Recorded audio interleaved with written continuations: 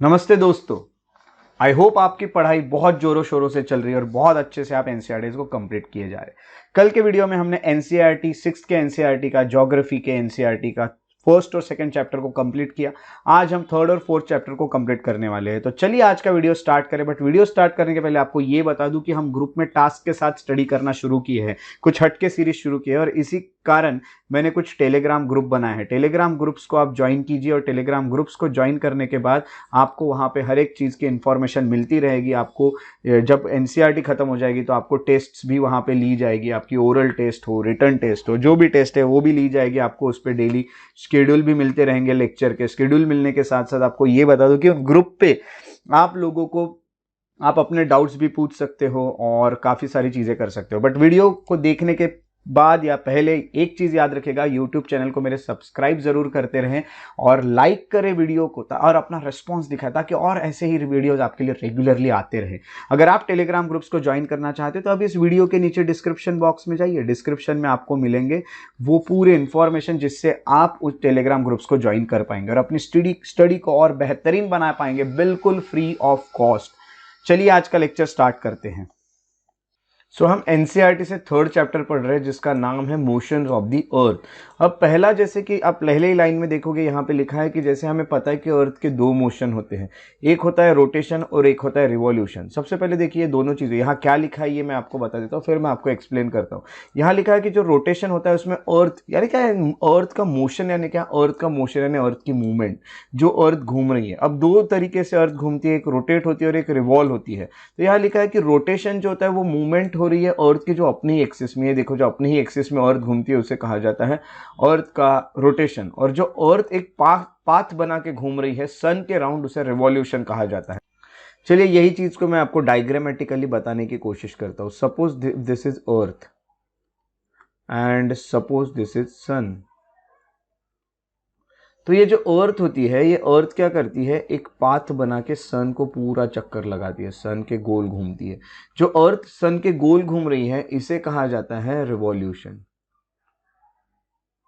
तो अर्थ ऐसे भी घूमती है और अर्थ अपने भी राउंड घूम रही है। तो अर्थ ये जो अपने राउंड घूम रही है इसे कहा जाता है रोटेशन। ओके, सो ये दो जो है इसे कहा जाता है अर्थ के मोशंस। अब मोशन ऑफ द अर्थ आपको पता चला कि दो होते हैं। अब हम फिर से एनसीईआरटी की ओर आते हैं। जब हम एनसीईआरटी की तरफ आते हैं तो आपको ये भी देखने मिलता है कि अर्थ जो होती है वो एक पाथ में घूमती है। अभी मैंने आपको एक पाथ बना के बताया था, जो सन के राउंड घूमने वाला पाथ है उसे ऑर्बिटल प्लेन कहा जाता है। जो इसने गोल बना के दिखा था दैट इज ऑर्बिटल प्लेन। और अर्थ जब घूमती है तो याद रखेगा अर्थ सीधी रह के नहीं घूमती है। यहाँ पे अर्थ आपको सीधी नहीं दिख रही है। अगर मैं अर्थ का एक एक्सिस पकड़ूं तो यहाँ इस डायग्राम में आप देख सकते हैं ये पूरी तरह से टेढ़ी घूम रही है, ये टेढ़ी होके घूमती है। ये जो टेढ़ी होके घूम रही है यहाँ पे ये एक एंगल बना के घूमती है। तो जिस एंगल तक वो टेढ़ी है उसे कहा जाता है 66.5 डिग्री का एंगल। तो एक्सिस जो है अर्थ का एक इमेजिनरी लाइन है जो 66.5 डिग्री है अपने ऑर्बिटल प्लेन में। तो यह प्लेन जो फॉर्म होती है उसके ऑर्बिटल यानी जिसमें वो घूम रही है उसको कहा जाता है ऑर्बिटल प्लेन। जैसे मैंने आपको डायग्राम में दिखाया था, सन के राउंड जो मैंने आपको एक पाथ बना के दिखाया था उसको अर्थ का ऑर्बिटल प्लेन कहा जाता है। अर्थ जो होता है उसको लाइट कहाँ से मिलता है आपको पता है, सन से मिलता है। अर्थ के पास खुद का लाइट नहीं होता है। और अगर देखा गया तो अर्थ का जो शेप है, फॉर एग्जाम्पल ये समझ जाइए, अर्थ का शेप जो है वो स्पेरिकल शेप है, ये गोल है। गोल होने के कारण क्या हो रहा है कि ये जो लाइट आ रहा है सन से, आप क्लियरली देख सकते हैं, ये जो लाइट आएगा सन से, ये लाइट अर्थ के ऊपर पूरी तरह नहीं गिरेगा। एक साइड की जो अर्थ आपको देखने मिल रही है, इधर की अर्थ, ये कहीं ना कहीं अंधेरे में रहेगी और इधर की जो अर्थ है उसके ऊपर ही हमें लाइट देखने मिल सकता है। क्योंकि आप टॉर्च भी मारोगे अगर किसी ऑब्जेक्ट पे तो पीछे के साइड से उस पर अंधेरा ही रहेगा। अर्थ का भी वैसा ही है। तो हम ये कहेंगे कि अर्थ को लाइट जो मिलता है वो सन से मिलता है और अर्थ का जो शेप है उस कारण आधी ही अर्थ को लाइट मिलता है एक टाइम पे पूरी अर्थ को लाइट नहीं मिलता है। तो जहां पे लाइट मिल रहा है वहां पे हम कहेंगे कि डे है ना, और जहां पे लाइट नहीं मिल रहा है उसको कहा जाता है नाइट। इसलिए यहां लिखा जाए है the portion facing the sun experiences day while the other half way from the sun experiences night. तो circle that divide day from night on the globe it's called circle of illumination. तो यही है जो circle divide कर रहा है ना, आधे को दिन में और आधे को रात में, इसी सर्कल को कहा जाता है सर्कल ऑफ इल्यूमिनेशन। अब याद रखेगा, अब आपको मैंने क्या बोला कि अर्थ अपने भी एक्सिस में गोल घूम रही है। तो ये जब गोल घूम के ये वाला जो पोर्शन है अर्थ का, ये जब सन के सामने आएगा तो उसके बाद यहाँ पे उजाला हो जाएगा और यहाँ पे फिर रात हो जाएगी और यहाँ उजाला हो जाएगा। तो जब ये घूमेगा ना गोल गोल तो आधा सन के नीचे आएगा। आप सिंपल एक काम करेंगे, आप एक टॉर्च लेते हो, टॉर्च एक ऑब्जेक्ट पे मारते हो, उस ऑब्जेक्ट को जब आप इस तरह से रखते हैं किसी गोल ऑब्जेक्ट को, तो आपको पीछे के साइड उस ऑब्जेक्ट के अंधेरा दिखेगा। फिर अगर मैं उसी ऑब्जेक्ट को थोड़ा सा घुमा दूं तो पीछे के साइड का जो पोर्शन है वो आगे आ जाएगा और पीछे के साइड में फिर से अंधेरा दिखेगा, यानी आगे का साइड जब पीछे जाएगा तो वहां रात हो जाएगी। ये आपको देखने मिलता है। तो ये जो सर्कल है, यानी हम कहेंगे कि does not coincide with the axis. If you see the figure 3.2 है ना, तो ये देखेंगे आप अलग अलग तरह से आपको दोनों देखने मिल रहे हैं। और अर्थ को पूरी एक चक्कर, अपने आप की एक चक्कर लगाने में, सूरज की एक चक्कर लगाने में तो उसको 1 साल लग जाता है, 1 साल लग जाता है, और अपने आप में एक चक्कर लगाने में, अपने आप में घूमने में उसको 24 घंटे लगते हैं। इसीलिए हमारे यहाँ पे एक दिन 24 आवर्स का होता है। तो हम कहेंगे जो पीरियड ऑफ रोटेशन है is known as earth day, this is the daily motion of the earth. ये एक बेसिक चीज आपको यहाँ पे पता चलती है जो इन्होंने यहाँ दी है। दूसरी बात यहाँ पे क्या लिखा गया है देखो, अब यहाँ पे ये लिखा गया है कि what would happen if the earth did not rotate. अगर अर्थ घूमी ही नहीं तो क्या होगा। देखिए तो कैसा है कि जो पोर्शन जो अर्थ का है जो सन को फेस कर रहा है वो हमेशा दिन ही रहेगी वहां पे, और पिछले वाले पोर्शन में हमेशा रात ही रहेगी। अगर वहां पे सन ही नहीं आएगा दूसरे पोर्शन में तो वहां डार्कनेस रहेगा, एंड हम कहेंगे कि वहां ठंड रहेगी और फ्रीज रहेगा, यानी वहां पे बर्फ जमी हुई रहेगी पिछले पोर्शन में। लाइफ भी वहां पे आ नहीं सकती, बिकॉज विदाउट सनलाइट लाइफ तो आ ही नहीं सकेगी। तो आप देख रहे हैं कि ये अगर अर्थ है ये ऐसे भी घूम रही है और ऐसे भी घूम रही है। अगर ये ऐसा घूमना बंद कर दे तो ये जो पीछे वाला आपको पोर्शन दिख रहा है जहां पे डार्कनेस दिख रहा है वो डार्क ही रहेगा हमेशा। इसलिए अर्थ ऐसे घूम रही है तो पीछे भी रोशनी आती है, आगे भी रोशनी आती है, ये यहाँ पे इनका कहना है। तो हमने देखा कि एक रोटेशन कंप्लीट करने को अर्थ को 24 घंटे लगते हैं, यानी it will take 24 hours to complete one rotation for the earth. उसी के साथ साथ आपको बता दूं कि जो दूसरा मोशन है अर्थ का, दैट इज रिवॉल्यूशन, वो कंप्लीट करने को उसको 365 डेज और 4 आवर्स लगते हैं, यानी हम कहेंगे और 6 आवर्स लगते हैं। ठीक है, यानी हम कहेंगे 365 और उसके सामने 1/4 डेज लिखते हैं। एक दिन होता है 24 घंटे का, इस तरह से उसको 365 डेज और 6 आवर्स लगते हैं ना। If you consider the year as consisting 365 days only and ignore 6 hours for sake of convenience, तो हम 365 डेज का एक साल बोल सकते हैं, बट 6 घंटे का एक दिन फिर से उसमें जोड़ नहीं सकते, तो हम ये दिन को वैसे ही रखते हैं। अब हम क्या करते हैं देखिए, अब ये भी कैलकुलेशन देखिए, कैलकुलेशन में बताता हूँ आपको। अब इस चीज को भी समझ लीजिएगा, अर्थ को एक रिवॉल्यूशन कंप्लीट करने को 365 डेज प्लस 6 आवर्स लगते हैं, है ना। तो 365 डेज और 6 आवर्स, इतना टाइम हम कह रहे हैं कि अर्थ ले रही है। जब अर्थ ले रही है तो ये साल में हम 6 घंटे का तो कोई दिन नहीं बना सकते, तो हम क्या करते हैं, ये 6 घंटे को निकाल देते हैं और हम एक साल में 365 डेज ही लेते हैं, दूसरे साल में 365 डेज, तीसरे साल में 365, चौथे साल में 365 डेज। यहाँ पे हमने कितने आवर्स को छोड़ दिया था, 6 आवर्स को। यहाँ पे हमने 6 आवर्स को छोड़ दिया था, यहाँ पे हमने 6 आवर्स को छोड़ दिया था, यहाँ पे हमने 6 आवर्स को जो छोड़ा इसको सबको प्लस कर लेते हैं, और ये 6 प्लस करके ये बनता है 24, यानी जो चौथा साल होता है उसमें 24 आवर्स एक्स्ट्रा मिल जाते हैं, यानी ये हो जाता है एक दिन। तो अगला जो साल होगा यानी 4th ईयर जो होगा उसमें आपको देखने मिलेंगे 366 डेज। इसीलिए ये 4 साल बाद जो टाइम आता है उसे लीप ईयर कहा जाता है, और लीप ईयर में होता है कितना टाइम, लीप ईयर में होता है 366 डेज, यानी वहाँ होता है 29 फरवरी भी। बाकी यहाँ पे हमने लिया 28, यहाँ पे लिया 28 फरवरी, यहाँ पे लिया 28 फरवरी। यहाँ के जो 6 घंटे थे इसको हमने आगे कैरी फॉरवर्ड करते रहे, फॉरवर्ड करते करते आखिरी साल में 24 हो गए, तब हमने एक साल ले लिया। तो इस तरह से ये लीप ईयर भी आपको बनते हुए दिखता है, ये मेरा कहना है। तो यहाँ पे अगर आप देखोगे तो हम कहेंगे कि जैसे कि 6 hours saved every day are added to make one day 24 hours over the span of 4 hours. This surplus is added to the month of February. Thus, every 4th year, February is 29 days instead of 28 days. इसीलिए फरवरी में 28 से ज़्यादा एक दिन 4 साल बाद आता है, दैट इज 29 डेज।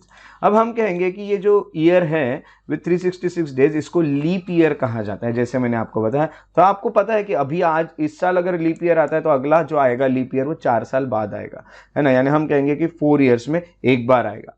तो ये तो चीज़ आपको यहाँ पे क्लियर हो गई।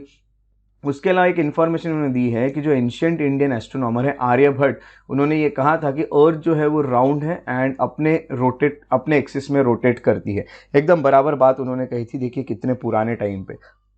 जब लोगों को ये नहीं पता कि अर्थ अपने आप में भी घूम रही है, उनको तो ये पता चल गया कि भाई सन के अराउंड घूम रही है, क्योंकि हम दिख रहा है कि पूरा एक साल हो रहा है, ये हो रहा, बट दिन कैसा हो रहा है ये पता नहीं चल रहा है। आर्यभट्ट ने ये भी बता दिया था कि दिन इसलिए होता है क्योंकि आप एक राउंड अपने राउंड कंप्लीट करते हो।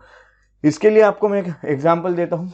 ऐसा समझ जाइए कि आप लोग जैसे खड़े हो कहीं और आपने किसी को तो भी बीच में खड़ा रखा और आप उसकी चक्कर लगा रहे हो किसी व्यक्ति की। जो आप चक्कर लगा रहे हैं किसी व्यक्ति की, उसको कहेंगे आप रिवॉल्यूशन आपका। और जो आप अपने आप में गोल गोल घूमते हुए भी उसकी चक्कर लगा रहे हो, आप दोनों काम कर रहे हो और जो अपने आप में गोल गोल घूम रहे हो उसे कहा जाएगा आपका रोटेशन। अब यहाँ पे अगर देखा गया तो it is clear that earth is going around sun in an elliptical orbit. देखिए ये ऑर्बिट जो है जिसमें वो घूम रही है, आप देखेंगे ये देखिए इस तरह से वो घूम रही है, बट ये पूरा गोल नहीं है, ये एलिप्टिकल ऑर्बिट है, ठीक है। तो ये एलिप्टिकल है, यहाँ से थोड़ा दूर है, यहाँ से दूर है, यहाँ से पास है, यहाँ से पास है। जब अर्थ सन से ज़्यादा दूर चले जाएगी तो आपको पता है क्या होगा, और जब यहाँ पे दूर चली जाएगी तो क्या होगा, यहाँ क्या होगा, यहाँ क्या होगा, ये भी हम आगे देखते हैं। एलिप्टिकल ऑर्बिट में घूम रही है। अब यहाँ पे हम ये देखेंगे तो अर्थ जो है ये इंक्लाइंड है, ठीक है, एक तरह से इंक्लाइंड है। पीछे वाला जो पोर्शन है ये अंधेरे में है एक दिन के लिए, फिर ऐसा ऐसा ऐसा ऐसा अर्थ ऐसी ऐसी भी घूमेगी और ऐसी ऐसी ऐसी ऐसी घूमती रहेगी। अब घूमते घूमते क्या होता है कि ईयर जो होता है उसमें आपको पता है समर होता है, विंटर होता है, स्प्रिंग होता है, ऑटम सीजन होता है, ये सब सीजन आते हैं। सीजन क्यों चेंज हो रहे हैं, क्योंकि अर्थ की पोजीशन चेंज होते जाती है, ठीक है। तो अर्थ की जैसे जैसे पोजीशन चेंज होगी वैसे वैसे सीजन जो है वो भी चेंज होते जाएंगे। जैसे यहाँ पे जब आएंगी अर्थ तो यहाँ स्प्रिंग चलेगा, यहाँ पे डिस्टेंस के चलते। यहाँ पे जब आएगी अर्थ तो यहाँ पे हम कहेंगे कि विंटर चलेगा नॉर्थ में, ठीक है। अब विंटर नॉर्थ में क्यों है, क्योंकि यहाँ का जो पोर्शन है देखो नॉर्थ का पोर्शन ये अंधेरे में चले गया इधर साइड जब अर्थ आई, ठीक है। तो यहाँ पे ठंड रहेगी क्योंकि ये अंधेरे में है ऊपर का पोर्शन। साउथ का पोर्शन आप देख रहे हैं पूरा बाहर निकला हुआ है जिसपे सनलाइट आ रहा है। जब इधर आ जाएगी तो दोनों भी पोर्शन जो है वो उसके ऊपर सन आएगा ही, इसलिए यहाँ ऑटम आता है, इसको इक्विनॉक्स कहा जाता है, सन एकदम अपने ऊपर होता है। जब यहाँ पे हम आते हैं तो यहाँ पे आपको समर सॉलिस्टाइस देखने मिलता है, यानी समर आपको नॉर्दर्न हेमिस्फीयर में देखने मिलता है। हम समर को लेके हुए चलते हैं तो यहाँ पे सबसे पहले आएंगे तो 21 जून को ये टाइम होता है जब समर सॉलिस्टिस कहा जाता है, जब जो नॉर्दर्न हेमिस्फीयर है उसके ऊपर सन आता है। उसके बाद जब हम आगे आएंगे और साउथ में विंटर चलता है अर्थ के साउथ साइड में, ठीक है। जब हम यहाँ पे आएंगे तो यहाँ पे होता है इक्विनॉक्स जो 23 सितंबर को होता है, जो दोनों जगह भी आपको देखने मिलता है सनलाइट। जब इधर आओगे तो नॉर्थ में विंटर आ जाएगा, ये 22 दिसंबर को विंटर सॉलिस्टिस आता है, तो समर सदर्न हेमिस्फीयर में समर होता है। जब इधर आओगे तो फिर से इक्विनॉक्स होगा क्योंकि दोनों जगह सनलाइट आएगा। जब दोनों जगह सनलाइट आएगा तो 21 मार्च को भी इक्विनॉक्स होगा और यहाँ भी स्प्रिंग चलेगा। तो 2 वक्त आपको इक्विनॉक्स देखने मिलता है, 2 वक्त आपको समर विंटर देखने मिलता है, समर विंटर देखने मिलता है। तो summer solstice, winter solstice, north को कंसिडर करते हुए इक्विनॉक्स और इक्विनॉक्स ये आपको देखने मिलते हैं। तो यहाँ स्प्रिंग और ऑटम, स्प्रिंग और ऑटम, यहाँ पे रहेगा विंटर और समर, यहाँ पे समर और विंटर। इस तरह से हमें कुछ चीज़ें देखने मिलती है, क्योंकि आप देख ही रहे जब सनलाइट आएगा तो समर रहेगा, जब सनलाइट छुप जाएगा तो विंटर आ जाएगा। ये सब चीज़ें इसीलिए तो हमारे यहाँ सीजन बने हुए हैं। अब यहाँ पे हम देखेंगे कि यहाँ पे उन्होंने कुछ लिखा है कि एक्लिप्स कैसे बनाते हैं कैसे नहीं, ठीक है। That is the part of your activity if you want to draw the eclipse. अब यहाँ पे हम ये देखते हैं कि यू विल सी दैट 21 जून को नॉर्दर्न हेमिस्फीयर जो है वो सन की तरफ होता है। तो आप इजीली कह सकते हो कि ज़्यादा लाइट नॉर्दर्न हेमिस्फीयर में आएगा, यानी जो सन की रेज है वो डायरेक्टली ट्रॉपिक ऑफ कैंसर पे गिरेगी। ट्रॉपिक ऑफ कैंसर यानी ऊपर की लाइन होती है, जैसा अगर मैं इसको इक्वेटर बोलूँ तो इक्वेटर के ऊपर ट्रॉपिक ऑफ कैंसर आएगा और नीचे ट्रॉपिक ऑफ कैप्रिकॉन आएगा, जैसे मैंने आपको कल ही दिखाया था। तो ट्रॉपिक ऑफ कैंसर में डायरेक्टली अगर सनलाइट आ रहा है, इसका मतलब यहाँ पे ज़्यादा गर्मी आएगी। ज़्यादा गर्मी आएगी यानी हम कहेंगे कि जो एरियाज पोल्स के पास है वहाँ पे हीट कम रहेगी, और जो नॉर्थ पोल है वो इंक्लाइंड रहेगा सन के तरफ, है ना। And the places beyond Arctic circle experience continuous day light for about 6 months, है ना। ये भी आपको बताता हूँ, आप टेंशन मत लीजिए, ये भी बताता हूँ। Since the large portion of northern hemisphere is getting light from the sun, it is summer in the regions north of equator, ठीक है। The longest day on the shortest night and this places occur on 21 June, हम कहेंगे night जो होगी shortest night 21 जून को होगी। At the time the southern hemisphere all this conditions are reversed, it is winter season there, nights are longer than days, the position of earth is called summer solstice. अब summer सॉलिस्टाइस के पास हम आते हैं। यहाँ आपको summer solstice देखने मिल रहा है। अब ये जो समर सॉलिस्टिस आप यहाँ पे एक्सपीरियंस कर रहे हो, ये जो लिखा है ये, इसमें देखिए उनका सबसे पहले एक चीज़ उन्होंने कही थी, उन्होंने ये कही थी कि लॉन्गेस्ट डे जो है और शॉर्टेस्ट नाइट जो होता है 21 जून को होती है। आप कभी भी 21 जून के दिन ऑब्जर्व कीजिएगा, आपको ये देखने मिलेगा कि उस दिन बड़ा होता है और रात छोटी होती है। ये होता है, यानी सनसेट लेट होगा, है ना, और रात छोटी हो जाएगी। यही आपको देखने मिलता है 21 जून को। और सदर्न, अब यहाँ पे आप 21 जून को क्या देख रहे हैं कि ये जो नॉर्दर्न हेमिस्फीयर है, ये देखो नॉर्थ में क्या हो रहा है, नॉर्थ साइड में सनलाइट आ रहा है पूरी तरह। वैसे ही अगर मैं बोलूँ साउथ में क्या हो रहा है, सनलाइट आ ही नहीं रहा है। देखिए साउथ की तरफ देखिएगा, नीचे सनलाइट ही नहीं आ रहा है ना। जब पोल्स पे, मैं पोल्स की बात कर रहा हूँ, ये ऊपर का पोल, ये नीचे का पोल पे आप देख रहे हैं कि लाइट ही नहीं आ रहा है। लाइट नहीं आएगा तो कब तक नहीं आएगा, आने वाले 6 महीने तक नहीं आएगा। यहाँ पे आपको पता है ये हाफ उन्होंने कंप्लीट किया, 6 महीने हो गए। 6 महीने बाद देखिए नॉर्थ पे लाइट नहीं आ रहा है और साउथ पे लाइट आ रहा है। इसका मतलब 6 महीने क्या होगा, नॉर्थ के हेमिस्फीयर में 6 महीने दिन होगा, और यहाँ आने के बाद 6 महीने नॉर्थ के हेमिस्फीयर में, यहाँ तक आने तक रात चलेगी। और उतने टाइम तक ये जो साउथ है इसमें क्या होगा, रात है, इधर भी रात है, इधर दिन हो जाएगा। तो पोल्स पे आप जाओगे तो वहां पे दिन यानी ढलता ही नहीं है, वहां पे सनसेट कब होगा, डायरेक्ट 6 महीने बाद, जब आप पोल पे जाके रहोगे। और जब आप साउथ पोल पे या नॉर्थ पोल कहीं भी जाओ, आपको 6-6 महीने के दिन रात दिखेंगे। तो ये सब आपको देखने मिलता है, ये आपको पता चलता है। तो ये अभी हमने देखा समर सॉलिस्टिस, अभी हम देखने वाले विंटर सॉलिस्टिस। अब विंटर सॉलिस्टिस में क्या हो रहा है, अर्थ जो है वो ऐसे टिल्टेड है कि जो साउथ की साइड है वहां पे आ रहा है सनलाइट, और जो नॉर्थ की साइड है वो चले गई है अंधेरे में। इसको कहा जाता है विंटर सॉलिस्टिस, क्योंकि नॉर्थ में अब विंटर आ चुका है, क्योंकि सनलाइट मिल ही नहीं रहा है वहां पे। ठीक है, तो इसको कहा जाता है। ये कब होता है, 26 दिसंबर को आप ट्रॉपिक ऑफ कैप्रिकॉर्न, नीचे के साइड पे आप आते हुए देखोगे sunlight. As the sun rays fall vertically on the tropic of capricorn, यानी 23.5 डिग्री पे जब हम कहेंगे सनरेज गिरती है तो लार्ज पोर्शन जो है सदर्न हेमिस्फीयर का उसको लाइट मिलता है, जैसे मैंने आपको बताया। Therefore it is summer in the southern hemisphere with longer days and shorter nights, है ना। तो सदर्न हेमिस्फीयर में यही होगा कि दिन बड़े और रात छोटी। जो समर सॉलिस्टिस में कहा हो रहा था, नॉर्दर्न हेमिस्फीयर में हो रहा था, वो सेम अभी चीजें साउथ में होने लगेगी, सदर्न हेमिस्फीयर में होने लगेगी अर्थ के, है ना। तो reverse happen in the north hemisphere, this position of earth is called winter solstice. ठीक है, तो do you know that Christmas is celebrated in Australia in summer season, ये भी याद रखिएगा, ये एक फैक्ट है जो बहुत अच्छा है। हम कहेंगे कि समर जो है वो समर में ऑस्ट्रेलिया में क्रिसमस आता है, क्योंकि ऑस्ट्रेलिया कहाँ पे है, सदर्न हेमिस्फीयर पे है। अपने पूरे जो नॉर्दर्न हेमिस्फीयर की कंट्रीज है विंटर में आता है, बट ऑस्ट्रेलिया में तो तब समर होता है, क्योंकि देखिए नीचे तो तब समर चल रहा है। तो उनका 22 दिसंबर को समर होता है, अपने यहाँ तो 22 दिसंबर को विंटर होता है, 22 दिसंबर को पूरे नॉर्दर्न हेमिस्फीयर की कंट्रीज। तो मैंने आपको कल ही बोला था अर्थ को कैसे काटा गया है, इक्वेटर से ऊपर नॉर्दर्न हेमिस्फीयर, इक्वेटर से नीचे सदर्न हेमिस्फीयर, ऐसा है। तो आप मैप पे देखेंगे, ग्लोब्स को देखते हुए चलेगा मेरे साथ साथ। ऑन 21 मार्च और 23 सितंबर को क्या होता है, तो अर्थ का जो लाइट है वो डायरेक्टली इक्वेटर पे आता है। देखिए ये है एक टाइम 21 मार्च का, ये एक टाइम है 23 सितंबर का। इस दिन क्या हो रहा है, डायरेक्ट इक्वेटर पे गिर रहा है। इक्वेटर पे डायरेक्टली आने के कारण हम ये कहेंगे कि at this position neither the poles is tilted towards the sun, so the whole earth experiences equal days and equal nights, it is called equinox, है ना। तो पूरे अर्थ को ही यहाँ पे साउथ सदर्न हेमिस्फीयर में रहो या नॉर्दर्न हेमिस्फीयर में रहो, आपको क्या हो रहा है कि पूरे अर्थ को ही लाइट मिल रहा है। पूरे अर्थ को लाइट अगर मिल रहा है तो हम उसको कहेंगे, इजीली हम कह सकते हैं इक्विनॉक्स, क्योंकि इक्वली अभी दोनों को भी लाइट मिल रहा है। तो इस तरह से इक्विनॉक्स आपको देखने मिलता है। तो एक दिन तो ऐसा आएगा ही साउथ पोल पे और नॉर्थ पोल पे जब दिन रहेगा, है ना, फिर धीरे धीरे यहाँ पे रात होना शुरू हो जाएगा एक पोल पे। तो ये दोनों पोल पे भी फिर आपको लाइट देखने मिलता है, इसीलिए उसको इक्विनॉक्स कहते हैं। अब हम आगे आए तो 23 सितंबर को हम कहेंगे ऑटम सीजन होता है नॉर्दर्न हेमिस्फीयर पे, और सदर्न हेमिस्फीयर पे स्प्रिंग सीजन होता है। ठीक है, और 21 मार्च को यही चीज उल्टी हो जाती है, जब वहां पे स्प्रिंग होता है नॉर्दर्न हेमिस्फीयर में तो ऑटम होता है सदर्न हेमिस्फीयर में। ये चीजें बहुत अच्छी है। हम ये कह सकते हैं कि thus you find that there are days and nights and changes in the season because of the rotation and revolution of the earth respectively.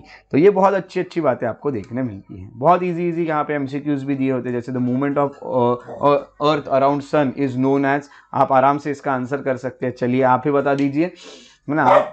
आप ही बताएंगे इसको। अगला आप लिख सकते हो कि डायरेक्ट रेज जो होती है सन की इक्वेटर पे कौन से दिन आती है, ये भी आप लिख सकते हैं। क्रिसमस समर में कहाँ सेलिब्रेट किया जाता है, ये भी आपको पता है। और साइकिल जो होती है सीजन की, वो किस कारण होते हैं सीजन, ये भी आपको पता है। लीप ईयर जो है उसमें कितने दिन होते हैं, तो डेज जो है डेली मोशन और जो अर्थ के उसे क्या कहते हैं। Earth travel around the sun in which orbit, और अर्थ जो सन के रेज होते हैं वो fall on the tropic of dash on 21 जून। Days are shorter during dash season. ये सब आप इजीली आंसर कर सकते हैं। तो बहुत इजी चीज़ें हैं अगर देखा गया तो, बट अच्छे से स्टडी कीजिएगा। आप हाथ में पेन और एक कॉपी लेके उस पर ये डायग्राम बना के सोचिएगा। सोचते वक्त एक चीज़ याद रखिएगा, अगर आप ऐसा करते हो कि आप टॉर्च मारते हो किसी ऑब्जेक्ट पर, उसको घुमाते रहते हो, तो आपको इजीली ये अंधेरा करके ये चीज़ें फील हो जाएगी। किसी गोल चीज़ को घुमाइए, टॉर्च जब जहाँ पे मारोगे वहाँ उजाला दिखेगा, पीछे साइड पे आपको अंधेरा दिखेगा। सेम चीज़ अर्थ की भी होती है। तो आपने यहाँ पे सीखा मोशन ऑफ द अर्थ। अब हम पढ़ेंगे एनसीईआरटी से 4th चैप्टर 6 के एनसीईआरटी से, जिसका नाम है मैप्स। मैप्स में देखते देखते सबसे पहले आपने ये देखा, you have learned in the previous chapter about advantage of globe, है ना। ग्लोब का क्या एडवांटेज है, अगर आप घर पे ग्लोब रखते हो तो आपको इन्फॉर्मेशन मिलेगी। ग्लोब पे जो आप देखते हो एक चीज, वहां पे आप अर्थ को टिल्टेड देखोगे। ग्लोब ऐसा टेढ़ा ही होता है। ग्लोब जो टेढ़ा होता है वो क्यों होता है, ताकि अर्थ जैसी है वैसे एग्जैक्ट पोजीशन आपको यहाँ पे पता चले।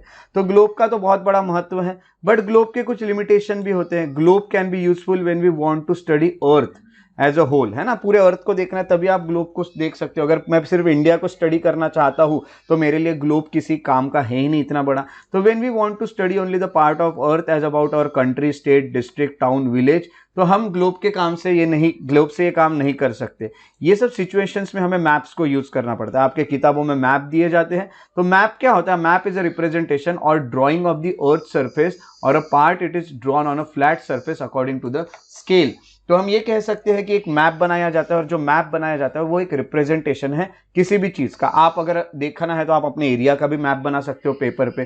तो हम ये कह सकते हैं कि it is impossible to flatten a round shape completely, है ना।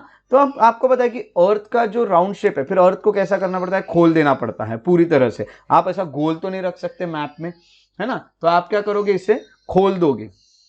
ये हम यहाँ पे कह सकते हैं। और बाकी हम ये कह सकते हैं कि ये तो मैंने आपको बताया। तो we find that maps are useful to us for various purposes. यानी एक मैप जो होता है वो छोटा एरिया भी दिखाता है, कुछ फैक्ट्स भी हमें दिखा देता है जो हमें ग्लोब पूरा नहीं दिखा सकता। अनदर मैप में contain many facts as a big book, बहुत बड़ी बुक भी बना सकते हो। When many maps are put together we get an atlas. ये भी आपको पता है, आपके पास सबके पास एटलास होंगे, और एटलास लेके आप बैठते भी होंगे लेक्चर्स करने, ये मुझे पक्का पता है, ये पूरी 100% मुझे गारंटी है। एटलास जो होते हैं वो अलग अलग साइज के होते हैं, उसमें अलग अलग मेजरमेंट्स होते हैं जो ड्रॉ किए गए अलग अलग स्केल्स पे। मैप जो होते हैं वो आपको it provides more information than a globe. आपको पता है, आप घर पे ग्लोब ला के रखिए और सामने मैप बुक रखिए, आपको पता चलेगा कि कौन ज्यादा इंफॉर्मेशन आपको प्रोवाइड करता है। So they are different types, some of them are describe below. अब देखेंगे मैप्स जो होते हैं ज्यादातर हम कहेंगे हमारे बुक्स में तो भी दो तरह के देखने मिलते हैं, फिजिकल मैप और पॉलिटिकल मैप, और ये दो मैप ही आपके लिए काम के हैं। और भी तरह के मैप होते हैं, ऐसा नहीं है कि ये दो ही टाइप है, एक थीमेटिक मैप भी होता है, ठीक है। और हम कहेंगे कि ये सब भी मैप्स आपको देखने मिलते हैं। तो फिजिकल मैप क्या होता है, फिजिकल मैप में सिर्फ नेचुरल फीचर्स बताए जाते हैं अर्थ के। जैसे जिस मैप पे आपको माउंटेन्स दिखाए गए, प्लेट्यूज दिखाए गए, प्लेन्स दिखाए गए, रिवर्स, ओशंस एटसेट्रा दिखाए गए हैं, उसको फिजिकल और रिलीफ मैप कहा जाता है। जो पॉलिटिकल मैप होते हैं उसमें शहर, सिटीज, टाउन्स, विलेजेस, अलग अलग देश, अलग अलग स्टेट्स दिखाए जाते हैं, उनके बाउंड्रीज के साथ, उसको पॉलिटिकल मैप्स कहा जाता है। आज ही दोनों मैप्स को देखिए, आपको ये चीजें जिस मैप में दिखेगी वो फिजिकल मैप होगा, ये चीजें जिस मैप में दिखेगी वो पॉलिटिकल मैप होगा। उसके अलावा थीमेटिक मैप जो होते हैं उसमें मैप कुछ स्पेसिफिक इंफॉर्मेशन पे ही फोकस्ड रहते हैं, जैसे कि कुछ रोड का ही मैप दिखाया है वो थीमेटिक मैप हो गया, या फिर रेनफॉल से रिलेटेड मैप्स दिखाए। आपके एटलास के एंड पार्ट में मैप्स होते हैं जिसमें सिर्फ रेनफॉल दिखाए जाते हैं, जिसमें आपको फॉरेस्ट दिखाए जाते हैं, इंडस्ट्रीज दिखाई जाती है, इनको थीमेटिक मैप्स कहा जाता है। ओके, सो ये जो भी टाइटल्स दिए हैं ऑन बेसिस ऑफ इंफॉर्मेशन जो मैप प्रोवाइड कर रहे हैं उसी के बेसिस पे हमें दिए गए हैं। तो हम कहेंगे कि there are 3 components of map, एक होता है डिस्टेंस, एक होता है डायरेक्शन और एक होता है सिंबल। जैसे 3 तरह के मैप है, मैप में भी 3 चीजें देती हैं, एक होता है डिस्टेंस, एक होता है डायरेक्शन और तीसरा होता है सिंबल। ये 3 चीजों को अभी सबसे पहले देखने की कोशिश करेंगे। जैसे मैंने आपको बताया कि मैप्स क्या है, maps are drawings which reduce the entire world or a part of it to fit the sheet of paper। आपको क्या लग रहा है कि मैप पे जितने साइज दिखाई गई है पूरे वर्ल्ड की। वर्ल्ड इतना सा है नहीं, इंडिया तो इतना सा दिखाया जाता है। आप तो इंडिया को पकड़ के घूम सकते हो। आप ये भी बोल सकते हो मैं बैग में पूरा वर्ल्ड लेके घूमता हूँ। कहाँ है ये? क्या है? मैप बुक, इसमें पूरा वर्ल्ड। मैं तो बैग में अर्थ लेके घूमता हूँ। तो ये तो पॉसिबल नहीं है। बट हमने अपने कन्वीनियंस के अकॉर्डिंग मैप्स को पूरे अर्थ को या पूरे वर्ल्ड को छोटा करके वहां पे फिट कर दिया है। ठीक है, तो हम ये कहेंगे कि मैप्स में जो स्केल होती है रिड्यूस्ड होती है, but this reduction is done very carefully. आपको क्या लग रहा है, इंडिया से जो डिस्टेंस दिखाया जा रहा है वो क्या डिस्टेंस अपने मन से बनाया गया है कि यहाँ पे इंडिया और यहाँ पे अमेरिका दिख रहा है, तो क्या डिस्टेंस अपने मन से बना? तो अपने मन से नहीं बनाते हैं। हम ये बताएंगे कि it can only be possible when small distance on paper represents a large distance on a ground. आप एक चीज जरूर देखेंगे मैप पे लिखी होती है scale, therefore a scale is chosen to for this purpose. Scale में लिखा होगा कि the scale is the ratio between actual distance on the ground and the distance shown on the map, है ना। तो स्केल क्या है? जो डिस्टेंस दिखाया जा रहा है वो, और जो डिस्टेंस रियल में है वो। तो हम ये कह सकते हैं for example the distance between your school and your home is 10 kilometre. तो क्या मैप में आप 10 किलोमीटर का मैप बनाओगे? नहीं। तो आपको लिखना पड़ेगा if you show this 10 kilometre distance by 2 centimetre. आप क्या लिखोगे? Scale 10 kilometre equal to 2 centimetre. ये अगर आपने लिखा है तो मैप में जो आप स्केल लेके गिनोगे तो 2 सेंटीमीटर दिख रहा है, जो डिस्टेंस आप बोलोगे कि ये 10-10 किलोमीटर के डिस्टेंस है। इतना केयरफुली बनाना पड़ता है, आपको लिखना पड़ता है। 10 किलोमीटर मैंने 2 सेंटीमीटर से दिखाया है, 10 किलोमीटर मैंने 1 सेंटीमीटर से दिखाया है, 1 सेंटीमीटर से मैंने 5 किलोमीटर दिखाया है। ये आपको लिखना पड़ता है और आपको वैसे ही मैप बनाना पड़ता है। अगर मेरे स्कूल से मेरा घर जो है ये सपोज 10 किलोमीटर है, तो मैप पे मैं क्या करूंगा, आप देखिए मैप पे क्या करेंगे। ये सपोज मेरी स्कूल है और ये सपोज मेरा घर है, ये मेरा होम है। यहाँ से यहाँ तक का डिस्टेंस जो है ये मैं कहूँगा कि 10 किलोमीटर है एक्चुअल में। अब मैं 10 किलोमीटर का मैप तो बना नहीं सकता, तो मैं स्केल में डायरेक्टली क्या लिख दूंगा? स्केल ऐसा लिख दूंगा। स्केल में लिख दूंगा 10 किलोमीटर्स इक्वल टू 1 सेंटीमीटर, या फिर 1 सेंटीमीटर इक्वल टू 10 किलोमीटर्स, जैसा भी है। तो 1 सेंटीमीटर को 10 किलोमीटर अगर हमने लिख दिया तो ये 1 सेंटीमीटर का डिस्टेंस है। ये जब गिन रहे तो लोगों को पता चल गया भाई 1 किलोमीटर है। फिर कहीं पर डिस्टेंस जो है वो 2 सेंटीमीटर का दिख गया, फॉर एग्जांपल गार्डन मेरे घर से, तो मुझे लोगों को पता चल जाएगा 2 सेंटीमीटर यानी 20 किलोमीटर, तो ये 20 किलोमीटर होगा। ऐसा तो इतने केयरफुली मैप को बनाया जाता है। तो मैप को बहुत केयरफुली ड्रॉ किया जाता है, ये सब डिस्टेंस गिन गिन के किया जाता है। तो आसान नहीं है मैप बनाना भाई, यही मैं कहना चाहूंगा। तो ये आपको पता चल गया। तो when large area like continents and countries are shown on the paper, छोटे स्केल में, तो उसे कहा जाता है small scale map. When the small area like your village और टाउन, ये आपको पेपर पे दिखाया गया तो लार्ज स्केल मैप है। तो पूरा वर्ल्ड दिखाया तो छोटे स्केल मैप पे बनाया गया, क्योंकि बहुत बड़े बड़े 500 किलोमीटर के लिए 5 सेंटीमीटर होगा फॉर एग्जाम्पल, और 500 मीटर के लिए 5 सेंटीमीटर होगा, या 1 किलोमीटर के लिए 5 सेंटीमीटर होगा, तो वो लार्ज स्केल मैप हो गए। ज्यादा एरिया दिखाना है तो स्मॉल स्केल मैप बनाने पड़ते हैं, छोटी छोटी स्केल्स रखनी पड़ती है। अगर बड़ा एरिया दिखाना है तो लार्ज स्केल मैप बनाने पड़ते हैं। उसके बाद मैप में डायरेक्शन लिखनी पड़ती है। आप मैप के कॉर्नर में हमेशा देखोगे एक लेटर एन लिखा होता है, और वो भी कहाँ, तो at upper right hand corner. तो जो भी मैप आपका बनाया जाएगा, जैसा ये मैप बनाया तो इसके अपर राइट कॉर्नर पे आपको लिखा हुआ दिखेगा नॉर्थ। यहाँ पे उन्होंने नॉर्थ लिखा है, पता है ये नॉर्थ क्यों लिखते हैं? अब ये भी आपको यहाँ पे पता चल जाता है। देखिए सबसे पहले हमने देखा कि यहाँ पे एन लिखा है, एन यानी नॉर्थ होगा। So this arrow shows the north direction, है ना। मैप देखते हो तो आपको पता होना चाहिए पूरे मैप में नॉर्थ डायरेक्शन कौन सी है, फिर नॉर्थ से आप पता लगाते हो ये नॉर्थ है तो नीचे की जरूर साउथ होगी, इस तरह से। तो it is called the north line. When you know the north you can find other direction, है ना। For example east west north and east west and south. So हम कहेंगे कि देयर आर 4 मेजर डायरेक्शन, जो भी है वो आपको दिखाई जाएगी। अगर आपको नॉर्थ ईस्ट वेस्ट डायरेक्शन निकालनी है तो बहुत ही सिंपल उसका एक फॉर्मूला है मैप पे। अब मैंने क्या किया कि अब मैंने मैप रख दिया कोई, और मैप पे यहाँ पे है, अब देखें ये भी अच्छे से समझ लीजिए, जस्ट अ मिनट। हाँ, तो ये समझ लीजिएगा। अब यहाँ पे है अब यहाँ पे है नॉर्थ, तो नीचे कौन सी रहेगी? साउथ, ये याद रखेगा। फिर यहाँ से आप ऐसे लाइन खींचोगे तो इधर साइड आएगी वेस्ट और इधर साइड आएगी ईस्ट, ये याद रख लीजिएगा। नॉर्थ के नीचे आती है साउथ, नॉर्थ के इधर साइड आएगी वेस्ट, इधर साइड आएगी ईस्ट। ऐसा आपको देखने मिलता है। आपका आजकल तो आपके मोबाइल में कंपास होता है, या फिर आपके पास घर पे कंपास होगा तो उससे भी आप डायरेक्शन देख सकते हैं। ठीक है, तो ये जो है ना, दे आर कॉल्ड कार्डियल पॉइंट्स। ये जो आपको देख रहे हैं इनको कार्डियल पॉइंट्स कहा जाता है। कार्डियल पॉइंट्स में आपको नॉर्थ और वेस्ट के बीच में नॉर्थ वेस्ट, वेस्ट और साउथ के बीच में साउथ वेस्ट, ऐसा आप फिर अपना जो है वो बना सकते हैं।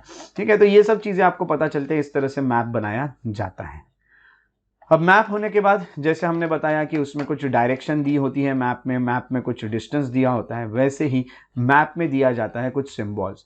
अब तीसरा जो इंपॉर्टेंट कंपोनेंट जो मैप में होना चाहिए वो है सिंबल्स। सिंबल्स तो होने ही चाहिए। It is not possible to draw on map the actual shape and size of the different features such as building, road, bridges, इतने बड़े बड़े तो आप बना नहीं सकते, तो उनके दिखाने के लिए आप सिंबल्स यूज करते हैं, जैसे कि कुछ letters, shades, colours, pictures, lines. ये जो सिंबल होते हैं, this symbols give lot of information in limited space. with the use of these symbols, map can be drawn easily and are simple to read. हम कहेंगे even if you don't know the language of an area, therefore you cannot ask someone for direction. You can collect information from map with the help of this symbol, है ना। कोई भी भाषा में लिखा हो, अगर सिंबल है, इस तरह के सिंबल, जैसे उन्होंने लिखा है रेलवे लाइन के लिए हम ये सिंबल यूज कर रहे हैं, ब्रॉड गॉज के लिए, ये मीटर गॉज के लिए, ये है रेलवे स्टेशन के लिए ऐसा सिंबल है, तो वहाँ मैप में ये सिंबल यूज़ करेंगे। वो बोलेंगे हम पीटीओ ऐसा, यानी हम कहेंगे जो पोस्ट एंड टेलीग्राफ के लिए पीटीओ लिखते हैं, पोस्ट ऑफिस के लिए पीओ लिखते हैं, पुलिस स्टेशन के लिए पीएस लिखा है मैप में, टेम्पल ऐसे बनाए गए, चर्च ऐसे बनाए गए हैं, तो मॉस्क ऐसे बनाए गए हैं और छतरीज ऐसे बनाए गए हैं, ऐसा उन्होंने लिखा है। तो ये सब सिंबल आपको मैप पे देखने मिलते हैं। जैसे इस मैप पे आपको ये ट्री के सिंबल देखने मिले, आप समझ जाओगे यहाँ पे ट्री है, तो ऐसा यहाँ अलग अलग सिंबल्स मैप में यूज किए जाते हैं। तो हम कहेंगे कि maps have a universal language that can be understood by all. Symbol के थ्रू आप कोई भी लैंग्वेज के आप रहे हो समझ सकते हैं। So there is an international agreement regarding the use of symbols, so these are called conventional symbols. तो पूरे इंटरनेशनली किसके लिए क्या सिंबल देना है ये फिक्स किया गया और इसीलिए इनको कन्वेंशनल सिंबल्स कहा जाता है। ठीक है, तो ये आप देख रहे हैं, जैसे इसमें पूरे यहाँ पे टेम्पल है, यहाँ पे आप देखोगे तो छतरीज है, यहाँ पे आपको देखने मिल रहे हैं, है ना, तो चर्च यहाँ पे, या फिर हम कहेंगे कि यहाँ मॉस्क है, यहाँ मस्जिद वाला सिंबल है, ये देखिए मस्जिद है यहाँ पे। तो इस तरह से आप बता सकते हैं कि कहाँ क्या क्या है। ठीक है, ये होने के बाद आखिरी होता है इसमें, वो हम कहेंगे कि स्केच। स्केच जो होता है, स्केच क्या होता है? Sketch is a drawing mainly based on memory and spot observation and not on the scale. सीधा आप मेमोरी के बेसिस पे जो बनाते हैं उसको स्केच कहा जाता है, और ये रफ जो ड्राइंग बनाई जाती है, इस रफ ड्राइंग को स्केच मैप कहा जाता है। जैसे आप समझ जाइए कि अगर आपको आपके दोस्त क्या जाना है तो आप बना के दिखाते हो किसी को रास्ता, हाँ भाई यहाँ से ऐसा जाओ, आप पहुंच जाओगे उसका, तो वो रफ स्केच होता है।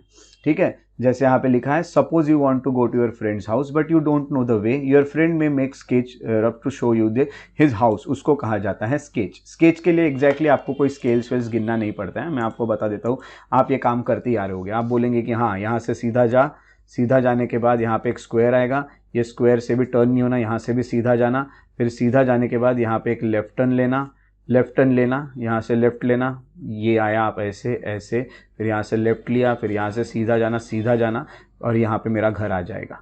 तो ये क्या हुआ? ये स्केच हुआ, ये रफ स्केच हुआ जो मैंने बना के दिखाया। ऐसे रफ स्केच भी बना के दिखा सकते हैं आप, तो उसको स्केच मैप कहा जाता है। उसके अलावा हम कहेंगे स्केच मैप के अलावा प्लान होता है। तो प्लान क्या होता है? Plan is a drying of small area on large scale, है ना, तो छोटे एरिया को बड़े इसमें बना के दिखाना। A large scale map gives a lot of information, but there are certain things which may sometimes want to know. For example, length and breadth of the room. छोटे छोटे एरिया का बड़ा बड़ा मैप बनाया जाता है, रूम का बनाया, वो रूम प्लान हो गया। So at that time we can refer the drawing drawn to scale called plan. ये आपको यहाँ पे देखने मिलता है। ओके, तो ये हो गया आपका एक और चैप्टर जिसका नाम था मैप। तो ये भी आप क्वेश्चंस को सॉल्व कर सकते हैं। Map showing distribution of forest are, the blue colour is used for showing, ये भी आप बोल सकते हैं। A compass is used for, और स्केल इज नेसेसरी। ये सब आंसर्स आपको कमेंट सेक्शन में लिखने हैं। जितने भी आपने यहाँ पे चीज़ें पढ़ी उसके कमेंट सेक्शन में आपको आंसर लिखते हुए चलना है। तो हमारा ज्योग्राफी के 6th के एनसीईआरटी का मैप नाम का चैप्टर भी यहाँ पे कंप्लीट हो जाता है। तो आज हमने एनसीईआरटी के और 2 चैप्टर्स कंप्लीट किए जो कि बहुत बेहतरीन स्टडी रही हमारी। सो इसी तरह हम अगले चैप्टर में भी मिलेंगे, अगले टॉपिक में भी मिलेंगे। अगर आपको मेरे वीडियोस पसंद आते हैं तो उन्हें लाइक जरूर करें, शेयर करें और सब्सक्राइब करना ना भूलें। मेरे यूट्यूब चैनल को सब्सक्राइब करके बेल आइकॉन को जरूर प्रेस करें ताकि आने वाले वीडियोस के नोटिफिकेशन आपको मिलते रहें। उसके अलावा आप अगर इंस्टाग्राम पे मुझसे कनेक्टेड रहना चाहते हैं तो श्रेयस बड़ी द पीस लवर पे आप मुझे फॉलो भी कर सकते हैं और हम वहां से भी कनेक्टेड रह सकते हैं। अगर आप और भी अपडेट्स चाहते हैं तो मेरे फेसबुक के पेजेस है श्रेयस बड़ी इंटरप्रिटेशन, इसको भी आप लाइक और फॉलो कर सकते हैं। तो इसी तरह मिलेंगे अगले वीडियो में, तब तक के लिए अपना बहुत अच्छे से ख्याल रखिए। हमेशा अच्छे से रिवीजन करते रहिए, पढ़ाई करते रहिए, बिल्कुल रुकना नहीं है, पढ़ाई कंटिन्यूअसली करते रहना है और जोश के साथ करते रहना है। अपना ख्याल रखिए, take care and have a very good day.